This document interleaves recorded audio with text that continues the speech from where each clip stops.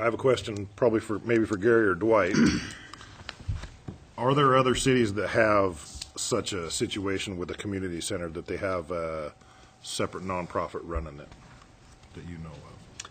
I'm not aware of any, but that I have not researched it at all. None of my, at least nobody I know of has the same situation. Same answer. Okay. I thought when we set this up 5 years ago that Seattle Are you had. using an example of something? Yes, maybe not identical. Wasn't there Yeah, a it had- Seattle operation that had an arrangement with a school district to run a building, Gary? Yeah, we did some research. Joanne Reese and I traveled to Seattle, and there were several institutions there, typically old school buildings, that the city would allow a nonprofit to operate.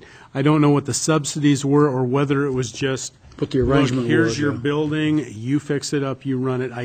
I could dig that research up, but I don't believe it was any sort of arrangement like we have, by the book, like we've got. Right. I was just curious. Just popped into my head. If I may? Go ahead.